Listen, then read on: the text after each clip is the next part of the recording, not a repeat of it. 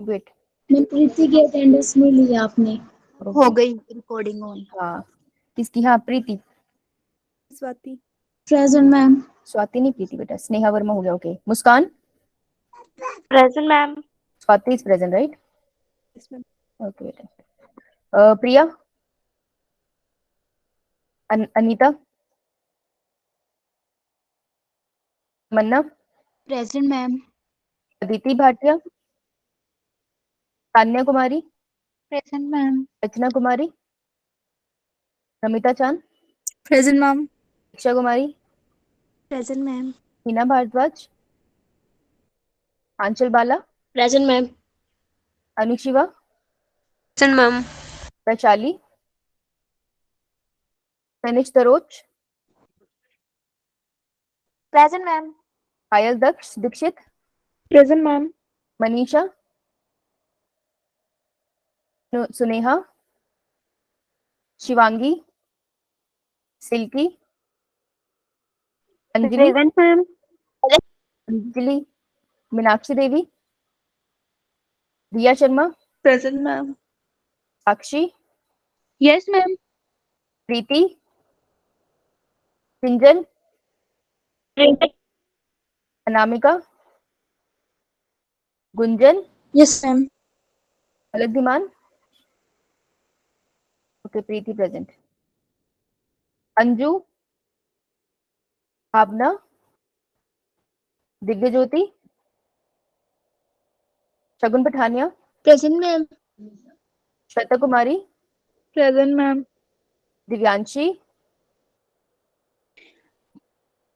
मोनू किस नाम से है तुम्हारी अटेंडेंस? मैम 47 बोल रही है, प्रेजेंट है। दिव्यांशी। पारुल। Present ma'am. लेखराज किस नाम से है तुम्हारी? Navpreet Kaur. Ashish. Nitika. Present ma'am. Arushi. Present ma'am. Apurv Sehgal. Muskan. Present ma'am. Okay. Lekhraj किस नाम से बेटा तुम्हारी? नंदिनी और लेखराज। बोलो। नंदिनी और लेखराज। मैम 9। 9। 43। 43 इज 43 का नाम क्या है? भावना। Yes ma'am. ओके। और क्या बोला तुमने? 9। 9 is Nandini right? Yes, anyone ma'am. Else? Lekhraj is 16। 16 that is Anita Kumari right? Fine. Alright. तो हम कर रहे थे NCERT analysis right? Good evening ma'am. Good Yo-yo evening. Ma'am. Screen दिख रही है सबको? Yo-yo ma'am ma'am. 15 प्रेजेंट है। चल बेटा ब्लास्ट में बताइए। लेखराज हाथ नीचे कर लिया बेटा। यहाँ तक पहुंचे थे, ये तुम्हारी क्लास वाली स्लाइड्स है राइट? तुम्हारी स्लाइड वाली कॉपी तुम लोगों ने बुक लेकर आए हो ना साथ में? Yo-yo ma'am. Sorry ma'am. तो बच्चा बुक नहीं लेकर आया, भाग के जाके ले आओ और पेंसिल लेकर आओ और साथ में कॉपी रखो और पेन रखो। तो हम वहां पे क्या बना रहे हैं, कॉपी के अंदर हम लोग साथ साथ में लिखते जा रहे हैं एनसीईआरटी चैप्टर का नाम लिखेंगे ऊपर और लिखेंगे एनसीईआरटी फ्लो चार्ट्स। चैप्टर के फ्लो चार्ट्स हम साथ साथ अपनी बुक में बना देंगे या फिर अपनी कॉपी में बना देंगे राइट? करेक्ट? बहुत बढ़िया। चलो फिर आगे कंटिन्यू करते हैं। तो आज हम पोल एंड ग्रेन्स की बात करेंगे, ठीक है? तो एक एक लाइन पढ़ा रही हूँ तो उम्मीद करती हूँ तुम पेपर करके आओ, लेकिन पढ़ने से सिर्फ नहीं होता, तो क्वेश्चन प्रैक्टिस करनी पड़ती है। तो आप लोग क्वेश्चन लिख रहा है, हाथ नीचे कर ले बेटा, कोई डाउट है तो पूछ। तो बताओ आप लोगों ने क्वेश्चंस करे थे? मैंने आपको बोले थे जो बुक भेजी थी। यो मैम। कितने क्वेश्चन करे? Ma'am 30 50 30 15 okay that's it. 23। 50 23 okay.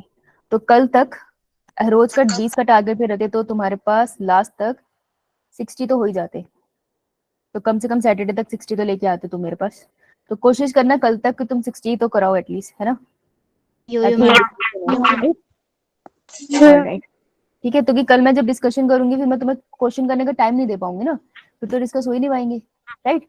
तो कल मैं जब डिस्कस करूंगी मेक श्योर कि आप लोग क्वेश्चन करके आओ, तभी आपको फायदा होगा, है ना? क्योंकि पेपर में क्वेश्चन तो आने ही है। अब बेटा माइक बंद कर लो जिसका भी ऑन है। आंचल और लेखराज बेचा या तो पूछ ले क्वेश्चन या हाथ नीचे कर ले, क्योंकि ऐसे मुझे कंफ्यूजन रहेगी ये किसने किया है। रीता, आई थिंक रीटा का नाम है ना लेखराज।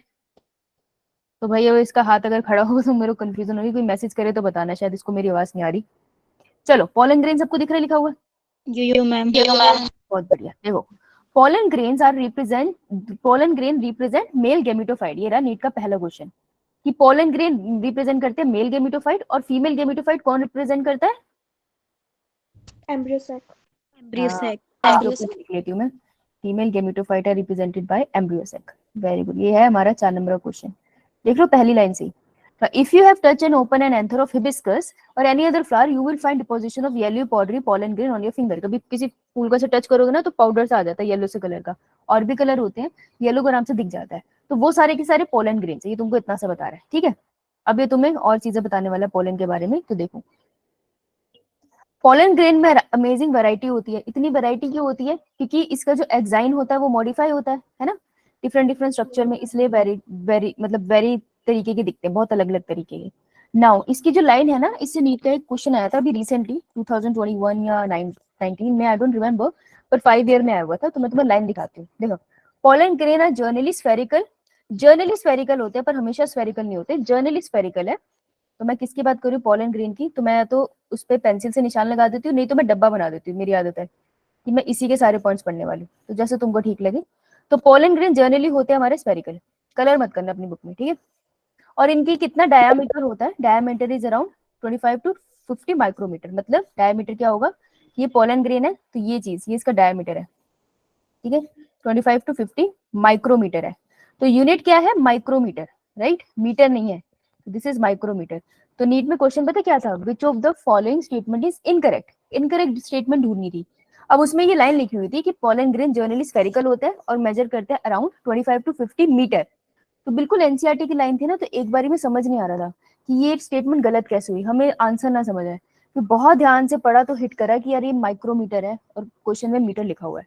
तो किसी भी नंबर के साथ जब भी कोई यूनिट होती है ना, उस पर ध्यान दे देना। नीट वाले कभी बार सिर्फ यूनिट चेंज कर देते हैं, ठीक है। तो ये बहुत खतरनाक क्वेश्चन था क्योंकि सबका गलत हो गया था ये। Okay okay. It has a prominent 2 layered wall. इसके पास 2 लेयर की वॉल होती है, राइट। आउटर लेयर को क्या बोलते हैं अपा? एक्साइन। इनर लेयर को क्या बोलते हैं? इंडाइन। है ना। और एक और लेयर होती है जिसका ये जिक्र नहीं करता, जो हर सेल में होती है। तो वो कौन सी लेयर है जो हर सेल में प्रेजेंट होती है? उस सेल को प्रोटेक्ट करके रहते हैं आउटडोर एनवायरनमेंट से। किसी भी है फोरोपोलिन। बेटा, वो कौन सी लेयर है जो हर एक सेल में, चाहे प्रोकैरियोटिक है यूकैरियोटिक है, हर एक सेल में होती है, उसके साइटोप्लाज्म को अंदर रखती है, बाहर के एनवायरनमेंट को बाहर रखती है? Plasma membrane. Plasma membrane. Plasma membrane को ही सेल मेम्ब्रेन भी कहते हैं, राइट। तो this is a plasma membrane, ये भी होती है इसमें। गुड। नाउ अब ये एक्साइन की बात करने वाला है, तो अगर एक्साइन की बहुत सारी बात करने वाला है तो मैं क्या करूंगी, मैं इसको थोड़ा सा जूम आउट कर रही हूँ, मैं यहाँ पे इसका यहीं पे नोट बना लूंगी, बेहतर रहेगा मेरे लिए, ठीक है ना। तो तुम क्या करो, अपनी कॉपी में बना लो एक्साइन के साथ तुमने क्या फीचर पढ़े हैं, क्योंकि यहाँ तो जगह ही बड़ी कम है, राइट। तो मैं दूसरा कलर लेती हूँ और एक्साइन के साथ फीचर लिख लेती हूँ क्या क्या बोल रही है। ये कह रहा है exine is made is a outer hard covering, ठीक है। तो एक्साइन कैसी होती है? आउटर लेयर है। किस तरीके की होती है? कलर बड़ा लाइट है ये। किस तरीके की होती है? हार्ड होती है भाई। और इसके अंदर मुझे क्या मिलता है? स्पोरोपोलिनिन। अब स्पोरोपोलिनिन के ऊपर ये खुद ही एक पैराग्राफ लिखता है, तो स्पोरोपोलिनिन अलग से मैं लिख लूंगी और मैं उसके नीचे पॉइंट्स लिख दूंगी। स्पोरोपोलिनिन के बारे में क्या है? पहला point is it is one of the most resistant organic material known. तो ऑर्गेनिक मटेरियल है, ऑर्गेनिक मटेरियल का मतलब है कि किसी लिविंग ऑर्गेनिज्म से डिराइव हुआ है। कोई भी चीज लिविंग ऑर्गेनिज्म से आती है वो ऑर्गेनिक होती है, ठीक है। ये हाई टेम्परेचर में सर्वाइव कर सकता है, मतलब मैं इसको बहुत ज्यादा गर्मी में रख दूं, जैसे मैं इसको उबाल दूं तो ये सर्वाइव कर जाएगा, टूटेगा नहीं। इसके ऊपर मैं एसिड डाल दूं तब भी ये टूटेगा नहीं, और इसके ऊपर मैं एल्कलाइन डाल दूं, बेस डाल दूं, तब भी ये टूटेगा नहीं। तो देखो स्पोरोपोलिनिन बहुत गर्मी बर्दाश्त कर लेता है, एसिड भी बर्दाश्त कर लेता है, लेकिन वो बेस भी बर्दाश्त कर लेता है, क्योंकि बहुत ज्यादा जब बेसिक कंडीशन होती है ना तब भी चीजों पे असर करता है, लेकिन स्पोरोपोलिनिन पे कोई असर नहीं पड़ता। तो एल्कलाइन वाली लाइन लोग भूल जाते हैं। और कोई भी एंजाइम अभी तक डिस्कवर नहीं हुआ है जो इसको डिग्रेड कर पाए। तो स्पोरोपोलिनिन के साथ हमने कितने पॉइंट्स पढ़े? मैम 5 पॉइंट्स पढ़े, राइट। अंडरलाइन कर लिया हमने पॉइंट्स लिख के। नोट्स में हम लोग अंडरलाइन कर लेंगे जहां पे हमने नोट्स बनाए। The pollen grain exine has a prominent aperture. और पोलन ग्रेन के एक्साइन के पास और क्या बात है कि इसके पास एक अपर्चर होता है, हैव जंप पोर, छोटा सा छेद है ये जो एक्साइन के पास होता है, ठीक है जी। तो ये जंप पोर, जो जंप पोर होता है उसके ऊपर क्वेश्चन आया था कि जंप पोर क्या होता है। ये वो अपर्चर है जहां पर क्या एब्सेंट होता है, Sporopollen. तो ये क्वेश्चन है। तो ये एक पेज पे ना कम से कम 3 से 4 क्वेश्चन नीट के निकले हैं जो पहले आ चुके हैं ऑलरेडी। ना pollen grain are well preserved as fossil. Pollen grain ना बहुत सालों तक वैसे के वैसे रहते हैं, उनको कुछ नहीं होता, प्रिजर्व्ड रहते हैं। मतलब ऐसा नहीं है कि वो फर्टिलाइजेशन कर सकते हैं, अपनी कैपेसिटी तो वो खो देते हैं, लेकिन वो प्रिजर्व रहते हैं, ऐसे कि ऐसे तुम्हें मिल जाएंगे नेचर में अगर तुम उनको ढूंढोगे। तो वो इतने सालों तक कैसे रह सकते हैं, because of the presence of sporopollenin. तो ये क्वेश्चन तुम्हें इवोल्यूशन के चैप्टर के साथ मिलके आ सकता है कि स्पोरोपोलिन जो पोलन ग्रेन है वो फॉसिल की तरह क्यों मिल जाते हैं, क्योंकि वो स्पोरोपोलिन होता है उनके पास, इस वजह से वो सर्वाइव कर जाते हैं, ठीक है। Yo-yo ma'am. Exine exhibit a fascinating array of pattern and design. तो एक्साइन है जिसकी वजह से इसको पैटर्न मिला है, राइट। अब बताओ व्हाई डू यू थिंक कि एक्साइन हार्ड, पहले ये बताओ क्या लगता है एक्साइन को हार्ड होना चाहिए, Yo-yo ma'am. बट क्यों होना चाहिए, मैम क्यों होना चाहिए? मैम क्योंकि वो Due to outer presence layer of sporopollenin. को प्रोटेक्ट करना है।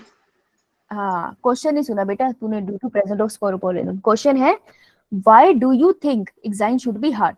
तो उसने कहा उसको प्रोटेक्ट करना है अपने जर्म पोर को, आगे जिसने फर्टिलाइजेशन करनी है, इसलिए उसको हार्ड होना चाहिए फॉर प्रोटेक्शन, राइट।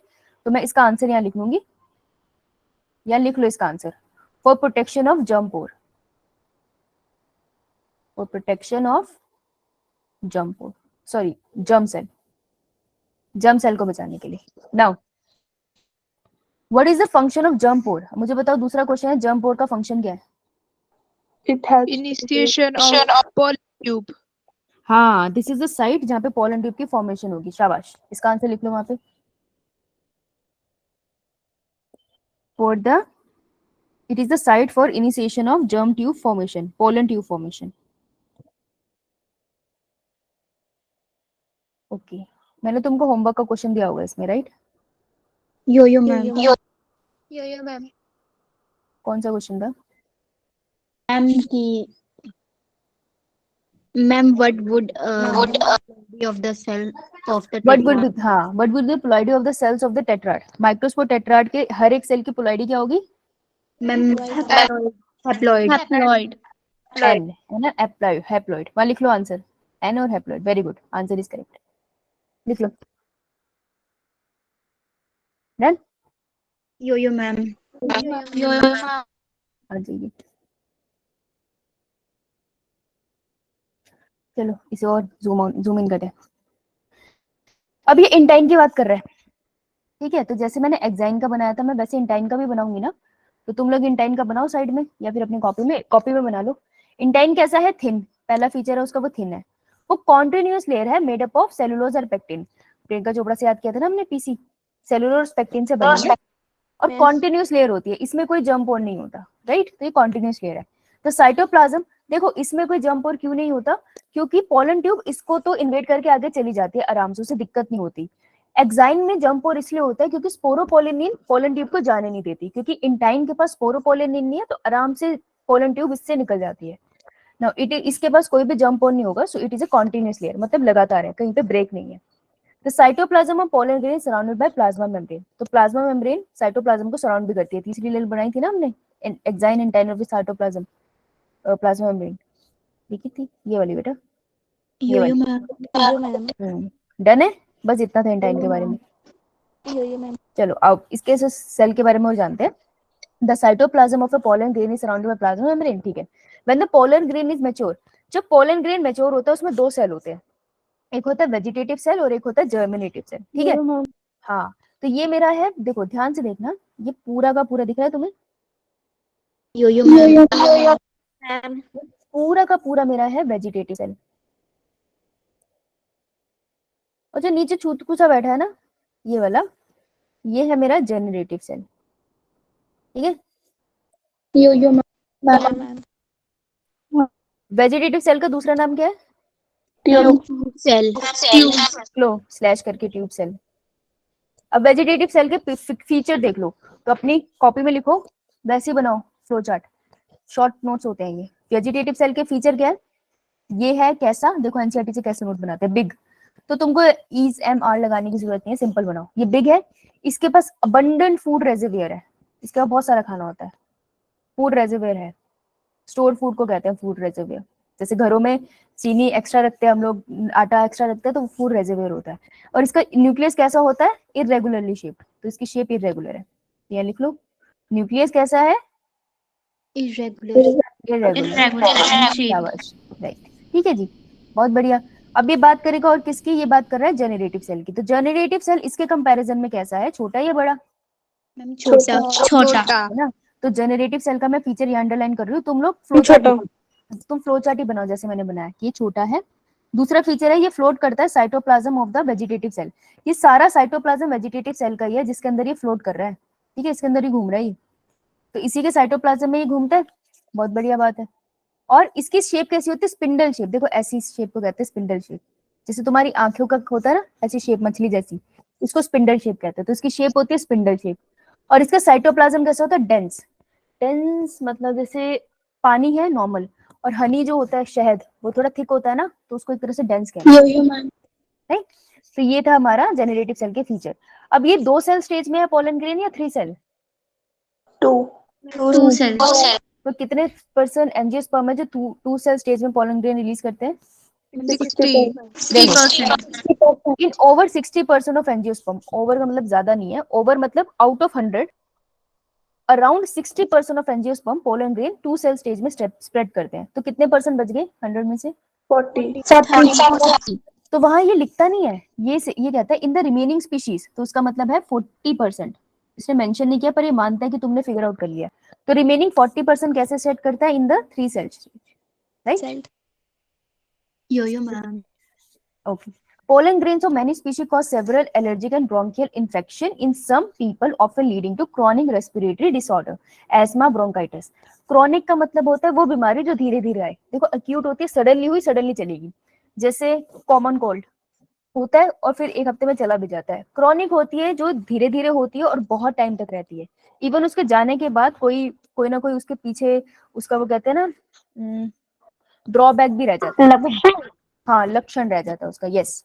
सो एज्मा और ब्रोंकाइटिस जो ऐसी डिजीजेज है जो पोलन ग्रेन की एलर्जी से हो जाती है, लोगों को होती है एलर्जी। जैसे अलग अलग इन्फेक्शन होते हैं, जैसे पोलन ग्रेन का जब टाइम आता है, जब स्प्रिंग का सीजन आता है, स्प्रिंग के टाइमिंग पे ना, तो पोलन ग्रेन उस टाइम पे बहुत आपको इन्वायरमेंट में मिलते हैं। तो जब वो सीजन आने वाला होता है तो मेरी स्किन में बहुत एलर्जी हो जाती है, तो मेरी हर साल होती है। तो डॉक्टर से ये पोलन ग्रेन की वजह से होती है, और वो डिटेक्ट नहीं कर सकते कि कितने सारे, मैं चंडीगढ़ हूँ, यहाँ पे कितने सारे पोलन ग्रेन्स होंगे ना हवा में, तो फिर वो एलर्जिक रिएक्शन है, लोगों को होता है। मेरे को थोड़ा कम होता है, किसी को ज्यादा होता होगा। अब यहाँ पे इन्होंने एक एग्जाम्पल दे दिया है, पार्थेनियम और carrot grass. Carrot grass is known as parthenium. तो कहते हैं कि जब वीट आ रहा था इंडिया, मतलब इंडिया से ट्रांसपोर्ट हो रहा था, उस टाइम पे पार्थेनियम कैरेट ग्रास गलती से बाहर से आ गई थी, तो हमारी नहीं थी, हमें बाहर से मिल गई। तो इसकी वजह से ना हमें पोलन एलर्जी काफी कॉमन है। तो यह बात कर रहा है पार्थेनियम की, हम बताने के लिए कि इससे पोलन एलर्जी होती है। तो ये टर्म इससे रिलेटेड है, याद रखेंगे। Yo-yo man. देखो एनसीईआरटी में एनसीईआरटी में जब कोई पैरा खत्म होता है ना, और जब कोई स्टार्ट होता है, तो स्टार्टिंग की फर्स्ट लाइन से क्वेश्चन आना बहुत कॉमन है, और लास्ट की लाइन से क्वेश्चन आना बहुत कॉमन है। क्योंकि जब भी तुम कोई पैरा पढ़ते हो ना, लास्ट में आते आते हिम्मत जवाब दी जाती है। तो लास्ट की लाइन ध्यान से पढ़ना, पहली लाइन बहुत ध्यान से पढ़ना, ठीक है। Yo-yo ma'am. जितना एनसीईआरटी, अच्छा एनसीईआरटी एनालिसिस तो तुम खुद कर लेते हो ना, तुम्ही ने बोला था ना कल मुझे हमारी व्यवस्था को, हाँ। तो जब भी तुम एनसीईआरटी खुद से पढ़ोगे तो इस चीज का ध्यान रखना, राइट। अब देखो यहाँ पे इस पिक्चर में क्या दिखा रहा है तुम्हें, enlarged view of A pollen grain tetrad, stages of the microspore maturing into pollen grain. तो लास्ट में पोलन ग्रेन है और ये माइक्रोस्पोर है।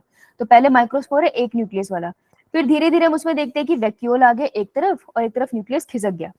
थोड़ी देर में हम देखते हैं एसिमेट्रिक सा स्पिंडल बन गया यहाँ पे, और यहाँ पे बेसिकली माइटोसिस हो रही है, कैरियोकाइनेसिस हो रही है। और फिर हमें 2 सेल में डिवीजन दिखते हैं, vegetative cell and generative cell, exine और एंटाइन प्रॉपर बन चुके हैं। तो this is a pollen grain, ये लेबल होने के लिए आ जाता है, तो ध्यान रखना है इसका।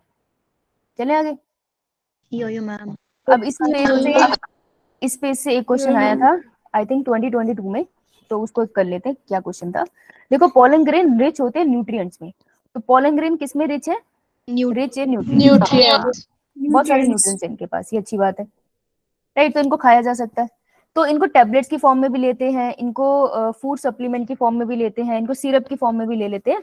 और ऐसा मानते हैं कि पोलन ग्रेन खाने से, it is believed that pollen grain खाने से क्या होता है, चल क्यों नहीं रहा,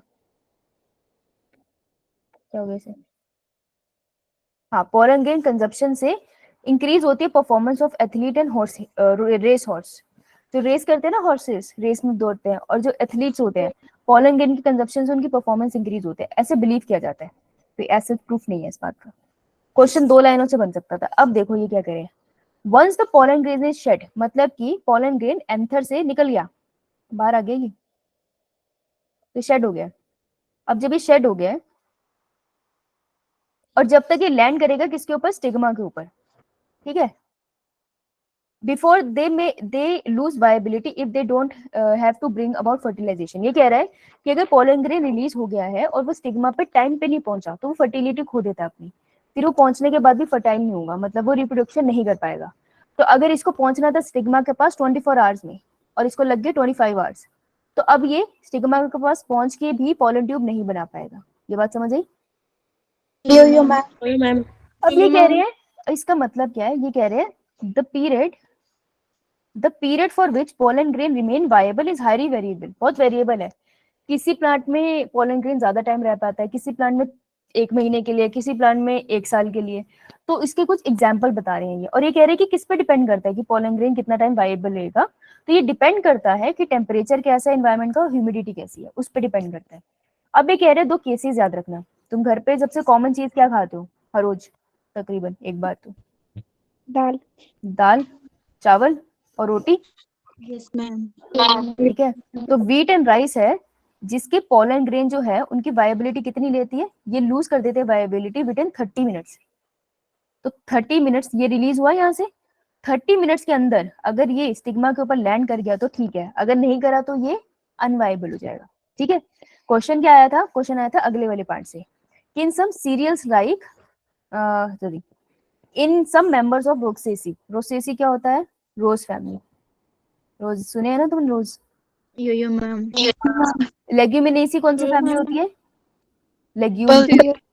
लेग्यूम मतलब पल्सेस, दालें, दाल है ना, दाल कंफ्यूज मत कर देना ऊपर। और सोलिनेसी, सोलिनेसी तो सबको पता है, पोटैटो।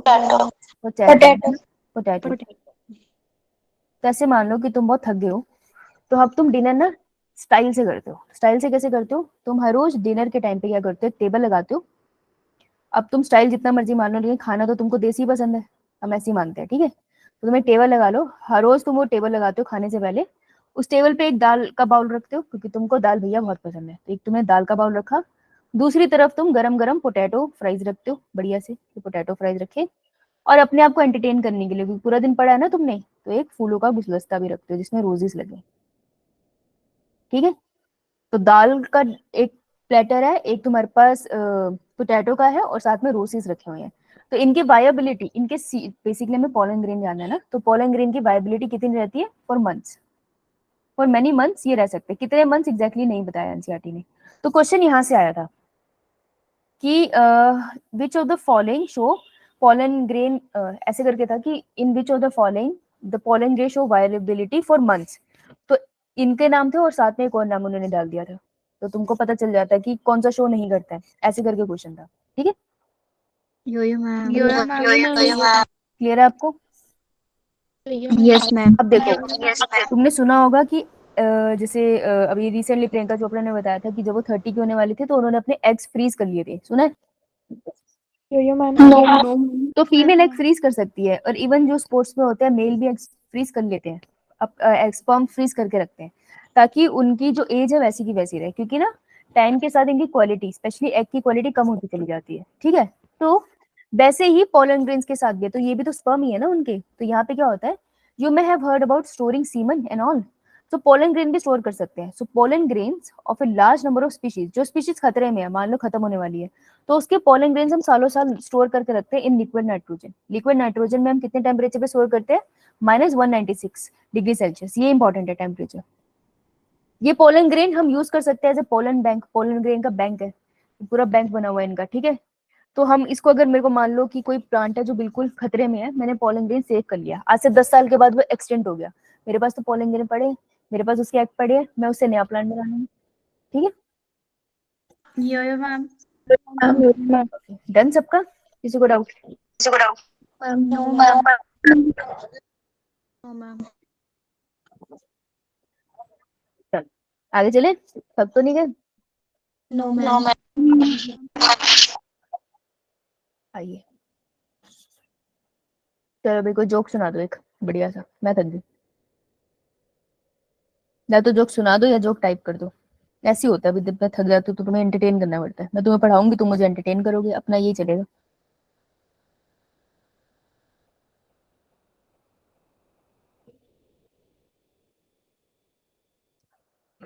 मैसेज कर दो।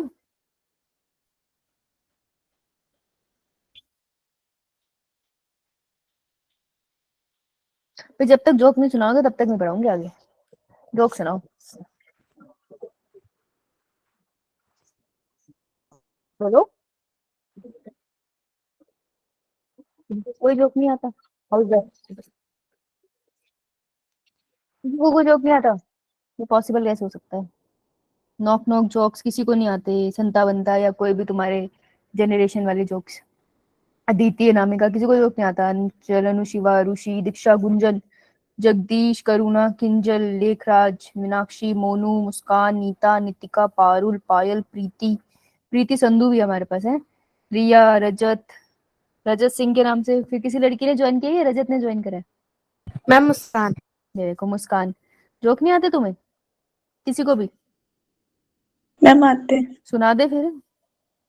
तेरी कौन सी शक्ल दिख रही है? खराब हुआ तो भी क्या फर्क पड़ेगा। विशाल नाम से लड़का लड़की? मैम लड़की। सारी लड़कियां भरी है इस क्लास में। चलो एंटरटेन करो भाई, नहीं करोगे तो तुम्हारे डिले हो रहा है।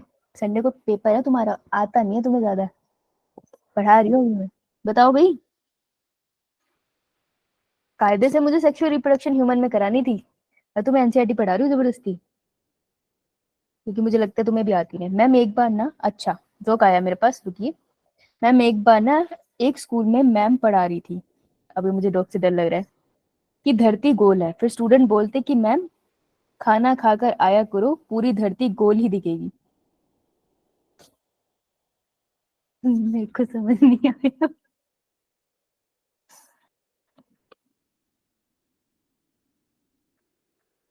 मैम रिपीट करना।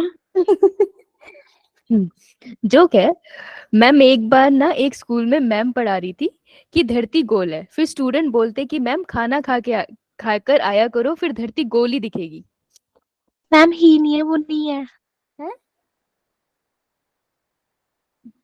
वो अच्छा, ही नहीं धरती है। गोल नहीं दिखेगी, उनका मतलब था मैम ने खाना नहीं खाया इसलिए उनको चक्कर आ रहे हैं। यही था क्या? एक तो सुनाने वाले तूने सही से नहीं लिखा पाया, और एक पढ़ने वाला वो गलत पढ़ रहा है। ठीक। ओके, बहुत ही खराब, धन्यवाद, मजा आया गंदा जोक सुन के तेरा। एक लड़का था, उसने मेरे को ना पहली लाइन पढ़ के थोड़ा दिल बैठ जाता है कि आगे क्या जहर लिखा तुमने। प्रीति संधू अर्ज करती है कि एक लड़का था, उसने एक लड़की को प्रपोज किया, उस लड़की ने उसे थप्पड़ मारा। लड़का बोला कि मैं बीजेपी का प्रचार कर रहा हूँ। लड़की बोली मैं कांग्रेस का प्रचार कर रही हूँ।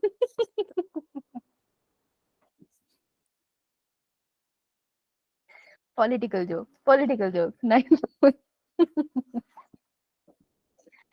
अच्छा, मैम मुझे जोक नहीं पोयम लिखना आता है। सिल्की तो फिर लास्ट मिनट में हम तेरे से पोयम लिखाएंगे। चलो आगे बढ़ते हैं। आज याद रखना, सिल्की ने बोला है उसको पोयम लिखना आता है, कोई भूलना मत, मैं भूल गई तो। अच्छा, पारुल का एक पारुल का भी आया है, सुनते हैं फिर आगे चलते हैं। लड़की कहती कि तू जा जा, जहां जहां चलेगा मेरा साया साथ होगा। लड़की कहती है कि तू जहां जहां चलेगा मेरा साया साथ होगा। लड़का कहता है मुझे तो पता ही था कि तू है ही भूतनी।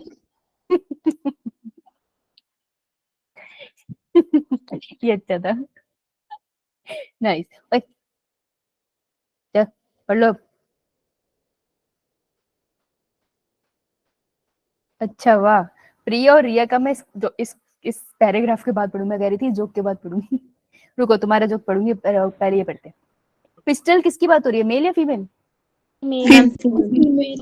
मेगा मेगा मेगा से मेल हम अंडरलाइन कर लेंगे ओव्यूल और एम्ब्रियो सैक। देखो the gynoecium represent the female reproductive part of the flower. The gynoecium में कंसिस्ट ऑफ सिंगल पिस्टल। अगर एक ही पिस्टल है, अब वो बंदूक वाली पिस्टल नहीं बाबलो, अगर एक ही पिस्टल है तब आप मोनोकैपिलरी कहते हैं, अगर बहुत सारी है तो मल्टी कैपिलरी करते हैं। ये तो हमने भी करा था नोट्स में। यो ma'am When there are more than one pistol, more than one, तो पिस्टल फ्यूज भी हो सकती है सिनकार्पस और खुली हुई भी हो सकती है फ्री वाली apocarpous. Now each pistil has 3 part. ये होता है स्टिग्मा, ये आता है नीचे स्टाइल और उसके नीचे आता है ovary. Stigma serve as a landing platform for pollen grain. ये ले लेंगे वो, स्टिग्मा पे पोलन ग्रेन गिरते हैं।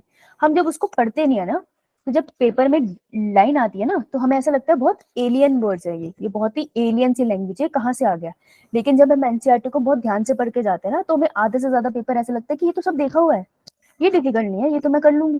तो तुम पीवाईक्यूज आराम से लगाओगे अगर तुम एनसीईआरटी ध्यान से पढ़ो। Now the style is a elongated cylinder part beneath the stigma. देखो ये कैसा क्वेश्चन, इसमें कैसा क्वेश्चन पूछ सकता है, which is very weird but नहीं होगा सॉल्व। ये है स्टिग्मा। स्टिग्मा जो लोड हो रहा है अभी भी, हो जा भाई हो जा, आज ही होना तूने। ओके प्रीति, प्रिया, रिया, अनामिका, रुको सारे जोक लिखना बंद करो भाई, इधर आओ। ये हैंग हो गया क्या? यस मैम सीन्स लाइक देख स्टिग्मा ये रहा। स्टिग्मा के जो नीचे है बिलो, बिलो के लिए इन्होंने वर्ड क्या लिखा है, बिनेथ। तो इसके नीचे क्या पड़ा है, स्टाइल। इसके आगे लिख ले बिनेथ स्टिग्मा पड़ा ये। तो ये लाइन आएगी और उस टाइम पे क्लिक नहीं होगी, अब लिख देगा वो, वहां पे उसकी स्टेटमेंट गलत हो गई और हमारी जिंदगी खराब होगी। इतना वाहियात क्वेश्चन कैसे गलत करके आ सकते हैं हम। बेसिकली स्टिली मिस्टेक्स होती है जब हम जल्दी में पढ़ते हैं, हमें वो तसल्ली से क्वेश्चन पढ़ना होता है। तो तसल्ली से क्वेश्चन पढ़ो, सिली मिस्टेक्स नहीं होंगी, ठीक है। और मिस्टेक होती है, किसी से भी हो जाती है, तो ध्यान से पढ़ना। तो style is a elongated cylinder part beneath the stigma.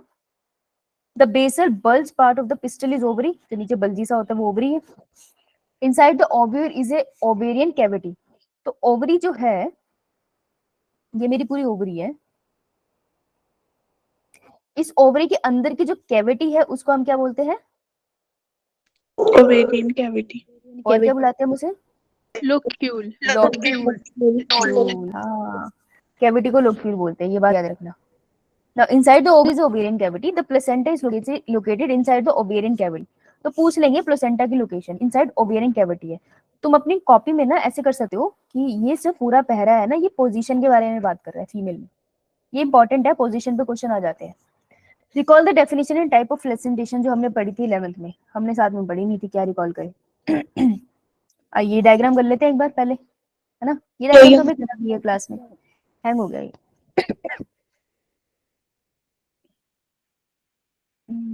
Hang हो गया, रुको जब तक ये अनहैंग होता है। आज एक जोक पढ़ लेते हैं, एक जोक तो पढ़ लेंगे अब हम। लड़की कहती है कि चलिए हो गया, आजकल 5th क्लास वाले बच्चों के पास भी फोन है। जब हम 5th में थे तो इस बात से खुश हो जाते थे कि 6th में आते ही पेन से लिखना मिलेगा। हाँ ये तो बात सही है, 6th में पेन से लिखने को मिलता था। तुम्हारे पास, तुम्हें तो मिल गया होगा ना जल्दी पेन, फोन। 5th में मिला था हमें। अच्छा, शोभा सिर्फ लड़कों को गालियां क्यों देती है, क्योंकि लड़कियों को गाली शोभा नहीं देती। This one is good, nice Priya, Preeti. Now ये था हमारा, this one is hibiscus. Hibiscus है, लेबल होने के लिए आ सकता है क्योंकि एनसीईआरटी ने दे रखा है। जो दूसरा है हमारा, ये कौन सी वाली हमारी है, फ्यूज्ड है ना। यो मैम तो मल्टी कैपिलरी सिनकार्पस पिस्टल है किसकी, पापा की। पेपर याद किया था ना कि जब पावर आते हैं तो वैसे फ्यूज होकर बैठ जाते हो क्योंकि तुम पिटने वाले हो अब, है ना। और मल्टी कैपिलरी जो फ्री वाली होती है वो थी किसकी, माइशेलिया की, है ना। और ये जो हम आगे पढ़ रहे हैं, ये तो हम कब से पढ़ रहे हैं, एनाट्रोपस ओव्यूल। तो ओव्यूल एनाट्रोपस है, मतलब कितने डिग्री का, 180 डिग्री 180 डिग्री का बेंड। देखो ये इसको घुमा फिरा के देते रहते हैं बहुत बार। जब हम ओव्यूल पढ़ते हैं, हम कुछ ऐसा पढ़ते हैं ना, इस वाले को ज्यादा पढ़ते हैं, है ना। यहाँ पे डायग्राम को इस तरीके से दे रखा होता है, तो कंफ्यूज मत होना। एनसीईआरटी इसको बोल रहे हो तो तुम इसी में खुश रहो, परेशान ना हो। This is an anatropous ovule, okay. ज्यादा दिमाग नहीं लगाने का आपको। आइए नीचे चले। Yo-yo ma'am. Arising from the placenta are the megasporangia commonly called ovule. ये लाइन आ सकती है कि जो ओव्यूल है वो किससे अराइज होता है। ओव्यूल अराइज होता है प्लेसेंटा से, यानी कि अगर मैं ये बनाती हूँ ना प्लेसेंटा, फिर उसके ऊपर ये स्ट्रक्चर को क्या बोलते हैं हम, फ्यूनिकल, और पीछे हम बोलते हैं ओव्यूल। तो ओव्यूल किससे अराइज हुआ है, बेसिकली एक्सटेंशन है प्लेसेंटा की, तो फ्यूनिकल भी प्लेसेंटा से ही आ रहा होगा, है ना। Yo-yo ma'am. Now, the number of ovule in an ovary may be one, एक हो सकते हैं या एक से ज्यादा हो सकते हैं। तो ओव्यूल हमारे सीड बनाते हैं ना, ओव्यूल विल फॉर्म सीड। तो जिसमें एक से ज्यादा सीड है, मतलब उसमें एक से ज्यादा ओव्यूल है। तो पपीते में तुमको मिलते हैं एक से ज्यादा सीड, Yes ma'am. वाटरमेलन में मिलते हैं, Yo-yo ma'am. ऑर्किड्स तुमको पता नहीं होगा, ऑर्किड्स में भी बहुत सारे ओव्यूल्स होते हैं। तो ये 3 है जिसमें बहुत सारे ओव्यूल है, ये एक क्वेश्चन बनेगा नहीं का। और वो जिसमें एक ही ओव्यूल मिलता है, जैसे कि मैंगो में एक ही बीज मिलता है। Yo-yo ma'am. पैडी के केस में भी एक ही बीज मिलता है, ठीक है, और वीट के केस में भी। तो आपको ये एग्जांपल याद करने पड़ेंगे।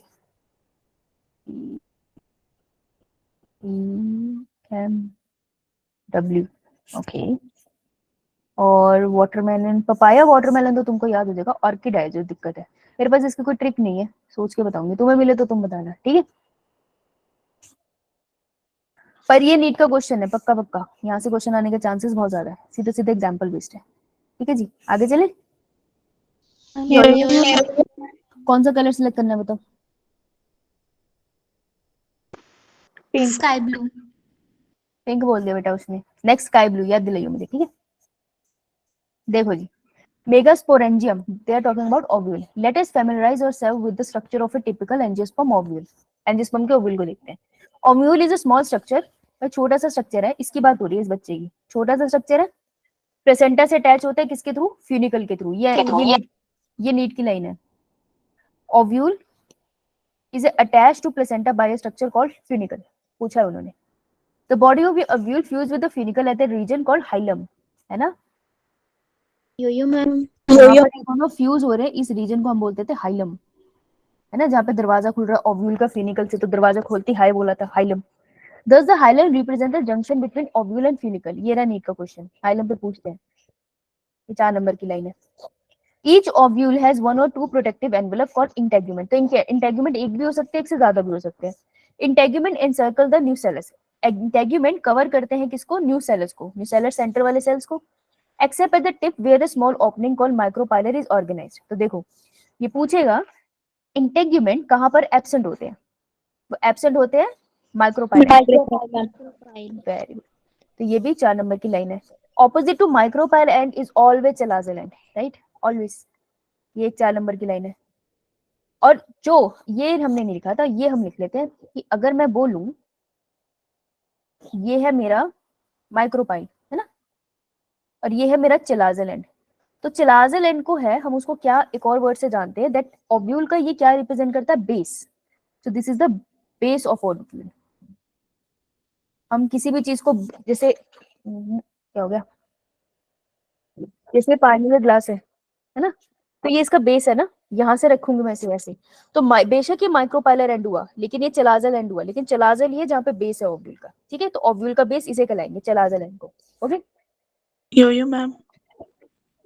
ये पूछे गया था, ये पढ़ा मैंने पीवाईक्यू में, बेसल पार्ट कौन सा होता है ओव्यूल का, राइट। तो देख रहे हो ये कितना इंपॉर्टेंट पैरा था, ये चैप्टर बहुत इंपॉर्टेंट है, इसकी लाइन से बहुत क्वेश्चन आए हैं।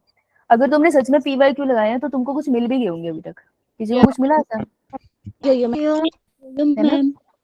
तो सीधे सीधे तुमको मिल भी जाएंगे अगर तुमने पीवाईक्यू लगाया है। नहीं लगाया तो फिर कभी पता नहीं चलता, खुद की मेहनत से पता चलता है ना। मेहनत तुम अपने लिए करते हो, मेरे लिए थोड़ी करते हो, Yo-yo ma'am. है ना। रिजल्ट तो तुम्हारा आएगा तो तुम्हें फायदा है, मुझे क्या फायदा होगा, कुछ भी नहीं, है ना। एग्जैक्टली। आओ, enclosed within the integument is a mass of cell called nucellus। तो ये कह रहे हैं कि बाहर जो इसने कपड़े पहने थे ना इंटेग्यूमेंट्स, उसके अंदर पड़ा हुआ है मास ऑफ सेल्स, बहुत सारे सेल्स का गुच्छा। इस मास ऑफ सेल को हम बोलते हैं, मास ऑफ सेल कह लो या टिश्यू कह लो, nucellus. Cells in the nucellus have abundant food reservoir. इनकी प्लॉइडी होती है 2n, तो ऊपर ही लिख ले 2n। और इनके पास बहुत सारा क्या मिलता है आपको, अबंडेंट फूड रिजर्वियर, बहुत सारा खाना होता है इनके पास। Okay, Yo-yo ma'am. Located in the nucellus is a embryo sac और फीमेल गेमेटोफाइट। देखो इसी में से कोई बनेगा ना मेगास्पोर मदर सेल, और अल्टीमेटली वो एम्ब्रियो सैक और फीमेल गेमेटोफाइट बना देगा, राइट? Yo-yo ma'am. तो ये यही बात कह रहे हैं कि न्यूसेलस के अंदर ही एम्ब्रियो सैक बनाने वाला सेल पड़ा है, एम्ब्रियो सैक ही फीमेल गेमेटोफाइट होता है। Now ovule is generally has a single embryo sac form from a megaspore. Generally एक मेगास्पोर से आपका एक ही एम्ब्रियो सैक बनता है जनरली, पर एक्सेप्शंस होती है। चलो अब इसका प्रोसेस कर ले, मेगास्पोरोजेनेसिस। Yo-yo ma'am. थक तो नहीं गए? No The process of formation of megaspore from the megaspore mother cell। Nucellus में एक सेल है जो डिसाइड करेगा मुझे क्या बनाना है अब, मेगास्पोर मदर सेल, है ना? तो मेगास्पोर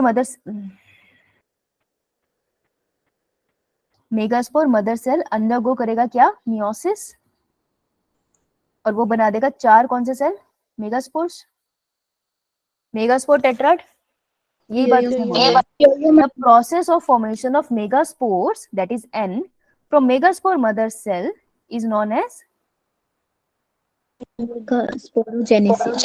वेरी गुड, ये है इसकी डेफिनेशन, स्कूल में ऐसी आएगी सीधी सीधी, ये सीधा क्वेश्चन है आपका 1 मार्क वाला। तो ovule generally differentiate a single megaspore mother cell. Generally एक सेल डिफरेंशिएट होता है, मतलब उसको पता चल जाता है कि उसको मेगास्पोर मदर सेल बनना है एट ए माइक्रोपाइलर एंड। ये देखो मैंने कहा था ना माइक्रोपाइलर एंड वाला बनेगा, ये बात एनसीईआरटी ने लिखी है, ये लाइन इंपॉर्टेंट है। नीचे आते हैं, of the nucellus it is a large cell. तो ये मेगास्पोर की बात कर रहे हैं, तो लिख लो मेगास्पोर मदर सेल की बात कर रहे हैं कि कैसा होता है ये, फ्लो चार्ट बना लो, लार्ज है, डेंस साइटोप्लाज्म है। डेंस साइटोप्लाज्म और कहां पड़ा था? Ma'am, pollen grains में pollen grains में अच्छा, और उससे पहले कहां पड़ा था, उससे पहले कहां पड़ा था? एंथर में भी कहीं पड़ा था, and टेपिटम। बोला किसी ने टेपिटम बोला ना? Yes, ma'am. किसने बोला, करुणा? Yes, ma'am. वेरी गुड, शाबाश। टेपिटम, टेपिटम में पड़ा, पोलन ग्रेन के जनरेटिव सेल में पड़ा, और मेगास्पोर मदर सेल में पड़ा। 3 सेल क्लियर है? Yo-yo ma'am. नहीं भूलोगे ना, बस यही ध्यान रखना। देख प्रोमिनेंट न्यूक्लियस होता है, बढ़िया से तुमको न्यूक्लियस दिख रहा है, प्रोमिनेंट न्यूक्लियस है, ये इसके फीचर है। ठीक है जी, लिख लिया? मतलब फ्लो चार्ट बनाया ना तुमने कॉपी में? Yo-yo, ma'am.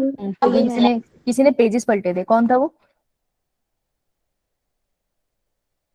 प्रीति थी, गुड, मतलब उसने बनाया, गुड। मैं ये नहीं अज्यूम करती कि तुम पहली बार पढ़ो तुमको याद हो जाए, मैं ये भी अज्यूम नहीं कर रही हूँ कि तुम्हें मैं पहली बार पढ़ा रही हूँ तुमको सब समझ आ जाए, मैं ये भी अज्यूम नहीं कर रही हूँ कि तुमने पढ़ भी लिया, तुमको समझ भी आया, फिर भी तुमसे क्वेश्चन हो जाए, क्योंकि तुम हो तो इंसान ही ना, पहली बार देख रहे हो, इतनी सारी चीजें कैसे याद होगी? लेकिन अगर करते रहोगे कोशिश तो टाइम आएगा, सबसे इजी यूनिट ये होगी तुम्हारी 12th ग्रेड की, क्योंकि ये इतनी बार रिवाइज हो जाएगी। ठीक है, तो बस साथ साथ काम करते रहना। Now the megaspore mother cell undergo meiotic division. What is the importance of megaspore mother cell undergoing meiosis? ये रहा तुम्हारा होमवर्क क्वेश्चन। इंपॉर्टेंस क्या है इसकी? इसकी तुम्हें थ्योरी लिखनी पड़ेगी थोड़ी सी, इसकी इंपॉर्टेंस क्या है। Meiosis result in the production of 4 megaspore. ये आगे बता रहा है कि मियोसिस जो हुई थी उससे 4 मेगास्पोर बन गए थे, तो मेगास्पोर के आगे n लिख लो, मेगास्पोर मदर सेल के आगे 2n लिख लो, क्योंकि तुमको कभी कंफ्यूजन ना हो। ओके, नाउ ये बात कर रहा है फीमेल गेमेटोफाइट की, और पहले ऊपर की पिक्चर देख लेते हैं। नहीं अभी पहले ना नीचे का करते हैं, प्रोसेस खत्म नहीं हुआ। अच्छा टेट्राड बन गया, टेट्राड तक देखते हैं। तो देखो माइक्रोपाइलर एंड न्यूसेलस, और यहाँ पर आपका पड़ा हुआ है मेगास्पोर मदर सेल। यहाँ पे इसने खुद गलती करी है, इसको मेगास्पोर मदर सेल दिखाना था माइक्रोपाइलर एंड की तरफ, इसने थोड़ा दूर दिखा दिया है। पर तुम ना एनसीईआरटी की गलती में ठीक करने बैठना, डायग्राम में दूर दिखा देना, लेकिन थ्योरी में याद रखना कि माइक्रोपाइलर एंड के पास मेगास्पोर मदर सेल होगा। ठीक है, Yo-yo ma'am. Yo-yo, ma'am. ये megaspore mother cell I think इस पूरे को रिप्रेजेंट कर रहे हैं। उसके बाद मेगास्पोर मदर सेल में होगी मियोसिस 1, ऐसे कर लो मियोसिस 1, 2 सेल बन गए, फिर उसके बाद उसमें होगी मियोसिस 2, तो यहाँ पे मेगास्पोर डायाड बना, डायाड मतलब 2, फिर बना टेट्राड, टेट्राड मतलब 4, देखो 4 सेल बन गए। Okay done, Yo-yo ma'am. आगे चलते हैं। Yo-yo, ma'am. अगर तुमको मेगास्पोरोजेनेसिस का प्रोसेस आ जाए तो थ्योरी लिखने के बाद अगर ये डायग्राम बना दोगे ना, टीचर मार्क्स नहीं काट पाएंगे, पूरे देने पड़ेंगे, ये कुछ रहा नहीं ना। इन majority of the flowering plant one of the megaspore is functional. एक मेगास्पोर फंक्शनल होता है, बाकी सारे 3 डीजेनरेट कर जाते हैं। So only the functional megaspore develop into female gametophyte, right? ये वाली बात हमने करी थी। यो मैम। देखो मैम। माइक्रोस्पोर टेट्राड में से 3 सेल जो होंगे वो हो जाएंगे डीजेनरेट, और जो चिलाजल एंड की तरफ होगा एक सेल, वो क्या करेगा? माइटोसिस। Mitosis. हाँ, तो कौन से एंड की तरफ है ये? चिलाजल। शाबाश, चलिए।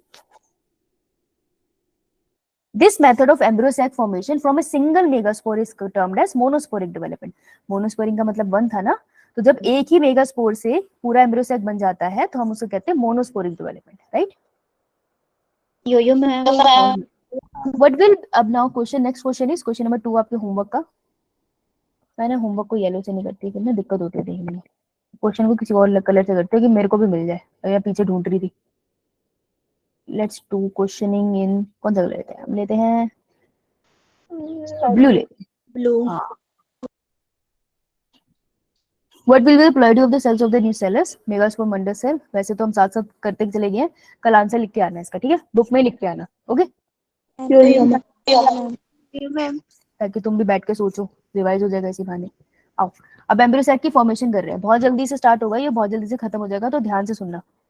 Late us study formation of embryo sac, ठीक है? देखो, the nucleus of a functional megaspore divide mitotically to form 2 nuclei. देखो, अब ये न्यूक्लियस की बात करने वाला है, तो कौन सी वाली फॉर्मेशन हो रही थी यहाँ पे? जब मेरे पास एक मेगास्पोर है और मेगास्पोर का न्यूक्लियस डिवाइड करता है, दैट इज कैरियोकाइनेसिस। तो कैरियोकाइनेसिस जब होती है, कौन सी वाली टाइप की होती थी ये? सिनोसिटिक या सिंसिशियम? सिनोसिटिक। तो न्यूक्लियस जो है वो डिवाइड हो गया माइटोटिकली, और उसने 2 न्यूक्लियस बना लिए। मैं साथ साथ दोहरा रही हूँ पिक्चर, ठीक है? Which move to the opposite pole, ये दोनों न्यूक्लियस ऑपोजिट पोल में चले गए, अलग अलग, forming the 2 nucleated embryo sac. तो इस एम्ब्रियो सैक को मैं बोलूंगी 2 न्यूक्लियस वाला, ठीक है जी? आगे चलते हैं। 2 more sequential mitotic nuclear division होगी, 2 और माइटोटिक डिवीजन होगी, तो ऊपर वाले में भी होगी, ठीक है? 1 2, नीचे वाले में भी 2 सेल बन गए। हाँ बोलो प्रीति, प्रिया। मैम कैरियोकाइनेसिस हमेशा सिनोसिटिक ही होती है? नहीं नहीं नहीं, इसमें होती है बस, सिर्फ इसमें होती है, सिंसिशियम भी होती है। Okay ma'am. देखो, अब 2 more sequential mitotic nuclear division occur, जिसकी वजह से 4 सेल बना, फिर 8 सेल बना, तो टोटल कितनी न्यूक्लियस डिवीजन होगी? Ma'am 4. एक माइटोसिस हुई, एक mitosis. Nucleus of A functional megaspore divide by mitosis, एक माइटोसिस यहाँ हो गई, ठीक है? उसके बाद 2 मोर सिक्वेंशियल माइटोटिक, एक के बाद एक। सिक्वेंशियल के मतलब होता है एक के बाद एक, तो 2 हुई ना, एक यहाँ पर हो गई, एक यहाँ पर हुई, तो कितनी टोटल हुई? माइटोसिस कितनी टोटल हुई? 3 3 होगी ना बेटा, है ना? नोट्स में भी लिखवाया था ना, क्या कर लो, ध्यान से देखो, 3 होगी, लिखा भी है यहाँ पे। सो 8 न्यूक्लियस इसके अंदर बन जाएंगे 3 माइटोसिस से। It is of interest to note that these mitotic division are strictly free nuclear. ये सारी की सारी माइटोटिक डिवीजन कैसी है? फ्री न्यूक्लियर है, मतलब कि साइटोप्लाज्म नहीं डिवाइड हो रहा है, right? That is nuclear division are not follow by immediately by cell formation. Cell wall formation एक साथ नहीं हो रही है, सीधा सीधा फ्री न्यूक्लियर डिवीजन है। ये बात समझ आई? Yo ma'am. तुमसे क्वेश्चन पता है क्या पूछेगा? तुमसे क्या पूछेगा? मेगास्पोरोजेनेसिस में, मेगास्पोर में जो डिवीजन होती है वो कैसी होती है? फ्री न्यूक्लियर होती है? होती है। दूसरा क्वेश्चन बनता है फ्री न्यूक्लियर डिवीजन का मतलब क्या होता है? ये उसका मतलब होता है, ठीक है? नाउ आफ्टर 8 न्यूक्लियर स्टेज, जब एक न्यूक्लियस वाली स्टेज आ गई, ये होगी हमारी 8 न्यूक्लियर स्टेज। जो नीचे लिखा उसी से डायग्राम बनाया हमने, कुछ अलग नहीं किया। Cell wall are laid down leading to organisation of a typical female gametophyte और एम्ब्रियो सैक। अब क्या होगा? इनमें सारी सेल वॉल्स लग जाती थी, तो सारे सेल अरेंज हो जाते थे ना अपनी अपनी जगह पे, ऐसे होता था, है ना? तो अब हम कहते हैं कि ये टिपिकल क्या बन गया, ये टिपिकल फीमेल गेमेटोफाइट बन गया, या इसी को हम एम्ब्रियो सेट भी बुलाते हैं, राइट। इसलिए और लिखा है, और मतलब उसका दूसरा नाम है। Got it? Yo-yo, ma'am. Now, observe the distribution of cell inside the embryo cell. 6 of the 8 nuclei are surrounded by cell wall. 8 में से 6 है जिनके आसपास सेल वॉल होती है, क्योंकि सेंटर में जो न्यूक्लियस होता है उनके आसपास सेल वॉल नहीं होती है ना, वो दोनों एक साथ पड़े रहते हैं, इन्हें पोलर न्यूक्लियाई। हाँ, तो इसे लास्ट सेंट्रल सेल भी कहते हैं, पोलर न्यूक्लियाई जिसमें पड़े हैं। क्लियर है इतना? Yo-yo, ma'am. डायग्राम देख ले। Yo-yo, ma'am. देख, Ma'am. ये 2 न्यूक्लियस थे इसके अंदर पड़े, तो सबसे पहले यहाँ पर मेगास्पोर होगा, एक न्यूक्लियस वाला। पहले यहाँ पे हो गई माइटोसिस। कभी भी माइटोसिस को ऐसे मत लिखना माइटोसिस 1, ये मियोसिस का सिंबल होता है, ठीक है। तो मैं माइटोसिस में 1 आगे लिख दूंगी कि फर्स्ट माइटोसिस हुई, फिर मेरी सेकंड माइटोसिस हुई, फिर मेरी थर्ड माइटोसिस होगी, 3 माइटोसिस होगी। Yo-yo, ma'am. अभी सारे सेल्स के आसपास सेल वॉल बननी स्टार्ट हो गई है, देखो अपने आप को अरेंज कर रहे हैं, और फाइनली ये स्ट्रक्चर बन गया जिसको मैं बोलती हूँ एम्ब्रियो सेक, राइट। देखो ये जो पूरा सेल है ना, सबको दिख रहा है ना, इसकी वॉल्स कहाँ तक होती है, देख ये इसकी वॉल है, यहाँ से लेकर, ध्यान से देखना, यहाँ तक, ये तुम्हें दिख नहीं रहा सीखते, ये सारा का सारा सेल है। ये पूरे सेल को हम बोलते हैं सेंट्रल सेल, ओके, जिसके अंदर 2 न्यूक्लियस पड़े होते हैं। Clear? Yo-yo, ma'am. Yo-yo, ma'am. इसलिए लेबलिंग ध्यान से करना, देखो सेंट्रल सेल की लेबलिंग यहाँ तक है और पोलर न्यूक्लियाई की लेबलिंग ये दोनों है, तो ध्यान से लेबलिंग देखना, डायग्राम गलत मत करना, okay. Yo-yo, ma'am. Yo-yo, ma'am. चलो, बहुत Yo-yo, सारे ma'am. चैप्टर तो खैर एनसीईआरटी का हो भी नहीं पाता, नो डाउट, लेकिन अब थोड़ा सा रह गया हमारा, तो क्या रहता है हमारा, हाँ थोड़ा सा पार्ट रहेगा, फिर पॉलिनेशन करके हो जाएगा ये तो खत्म आराम से। कल क्वेश्चन लगाएंगे इसके, ठीक है। Yo-yo, ma'am. Yo-yo, ma'am. चलो मैं ये तुम्हारा सेव करके तुमको भी भेज देती हूँ, ये हैंग हो रहा बार बार क्या। और तब तक तुम्हारी अटेंडेंस करें, बोलो किसकी अटेंडेंस हो गई वो जा सकता है, अटेंडेंस जिसकी रह गई है वो रुक जाओ। Okay, so Anamika, Kamini, Anamika, Yes, ma'am. Rushil, Palak, Priya, Present, ma'am. Okay, Yes, ma'am. Aditi, Archana, Heena, Vaishali, Yes, ma'am. Manisha, And 11 present. Sneha, 11 बोल के नहीं रहा था फिर, सुनेहा, शिवांगी, मीनाक्षी, अनामिका, पलक, Anju, Present, ma'am. Present, ma'am. कौन, Palak, Anju, Yes, ma'am. Okay Anju present. Okay, Divya Jyoti, Navpreet, कशिश, अपूर्व, कोई नई एडमिशन है? No, ma'am. नो, ठीक है, Ma'am, एक ऑल राइट।